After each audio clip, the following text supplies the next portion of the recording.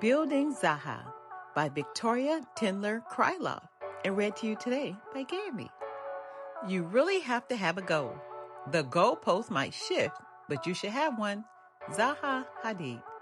Zaha Hadid was a thinker and observer and never remained still. As a young girl, she loved to explore the mosques and palaces around Baghdad, where sunlight streamed through windows, forming shadows that shifted and rippled like water. Zaha loved to stay up late reading, and in one book, she read about how people built floating homes in a Sumerian wetlands. She was determined to see this for herself. Zaha traveled with her father to Summer, where watery marshes, reeds, and grasses rippled and flowed all around. It was beautiful, complete harmony, and it never remained still. Zaha wondered whether it was better to live in a modern city like Baghdad or like this, as one with nature. One time, Zaha's aunt and uncle came over, excited to share a scale model of their future house. Zaha wasn't allowed to touch the model, but she couldn't pull herself away. It was a bit like a dollhouse, but it was much more than a toy. Thoughts of creating, shaping, and constructing danced in Zaha's head. Zaha set a goal for herself and got to work right away. Her family could tell that she had big plans. You could become Iraq's first female astronaut, one of her brothers suggested. But Zaha had something else in mind. I want to be an architect, she announced. She was interested in exploring a different kind of space. Construction sites fascinated Zaha.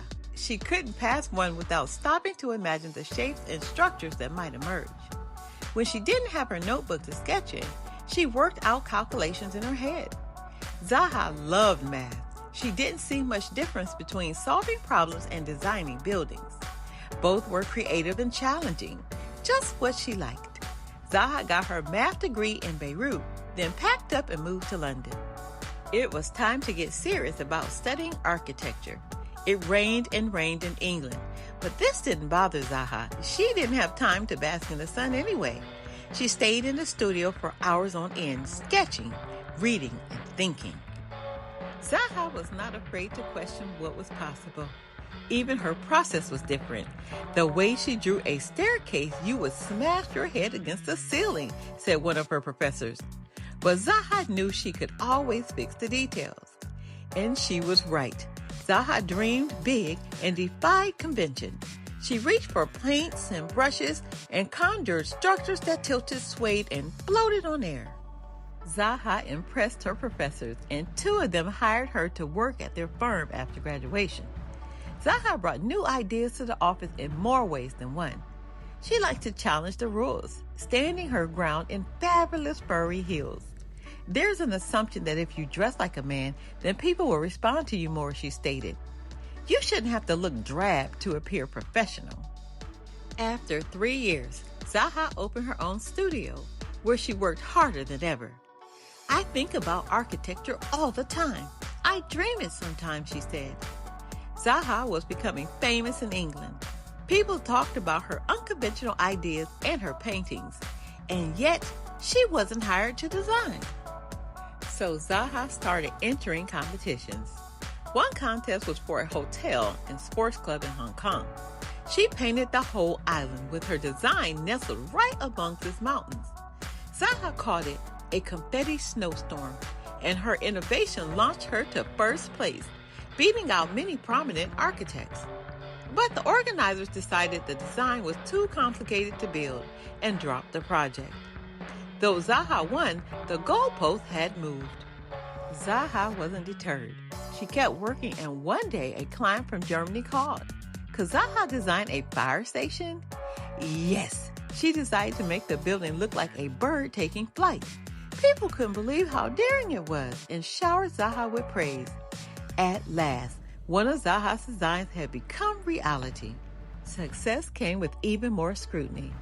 Zaha continued to get work, yet critics insisted that she was in danger of becoming a paper architect, as someone whose designs stay on paper and never get built. Was this really about her designs, or was it because she was different and challenged what was possible? Zaha often didn't agree with the criticism she received, so she had to be tougher than most and more confident in her visions. On the next challenge, Zaha was hired to create a housing complex in Austria on a complicated setting with many obstacles that overlapped and intertwined. As Zaha sketched, she remembered the marshes she visited as a child. She pictured the rippling harmony between the man-made structures, the reeds, the water, and the wind. Could she approach this project the same way?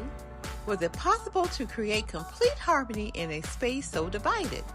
Zaha came up with a daring plan. She made not one building, but a set of 3, split into fragments that weave the setting together.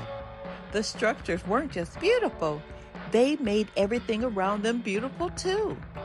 Zaha's next big goal was to design a project in the United States. She was waiting for the perfect opportunity, and it finally arrived, a competition for an art museum in Ohio.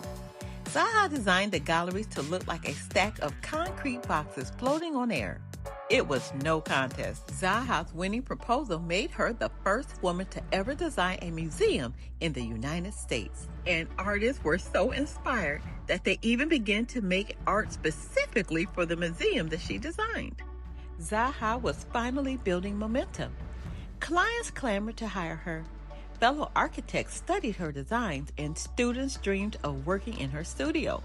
Zaha would throw her colorful silks and gangling jewelry into a suitcase and take off for France, Singapore, or China to work on projects, sometimes at a moment's notice. All over the world, people stopped to stare at the shapes and structures that she had created. She now had hundreds of buildings to her name, and thousands of people lined up to see exhibitions of her work in Vienna and New York. Zaha became the youngest person to win the Pritzker Prize, the highest award an architect can receive. No matter where her projects were, Zaha always tried to achieve 2 goals. One was harmony between humans and their surroundings. The other was a sense of change, movement, and never standing still. Was she remembering her adventures in the Sumerian marshes, or the intricate light and shadow play at the mosque and palaces in Baghdad? Zaha smiled. She would never explain why her buildings looked the way they did. They would speak for themselves. The end. Take a second and read the author's notes.